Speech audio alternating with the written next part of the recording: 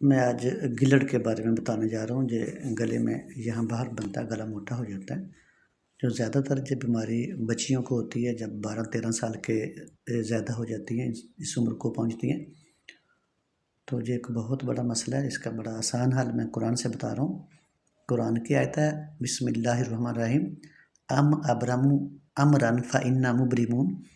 تو اس کو لکھ کر صاف کاغذ پر لکھ کر کپڑے میں باندھ کر گلے میں باندھ لے تو وہ بچیاں، وہ عورتیں باندھ سکتی ہیں جن دنوں میں وہ نماز پڑھ سکتی ہیں۔ میں زیادہ کسی دوسرے موضوع پہ نہیں جاؤں گا۔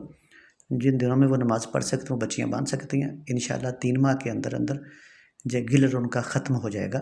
ہاں، اس کو چکنائی، بادی چیزیں، چاول وغیرہ، ٹھنڈا پانی، ان چیزوں سے بچنا چاہیے۔ تو انشاءاللہ یہ ہمیشہ کے لیے ختم ہو جائے گی۔ اور ساتھ ساتھ صبح دوپہر شام 7 بار درود ابراہیمی، 7 بار سورۃ فاتحہ پڑھ کر دائیں ہاتھ پر دم کر کے تو گلے کے اوپر بھی پھیرنا ہوتا ہے۔ تو انشاءاللہ یہ بہت عظم ہوتا ہے۔ پختہ ایمان کے ساتھ یہ عمل کریں، انشاءاللہ یہ گلڑ ختم ہو جائے گا۔ اللہ حافظ۔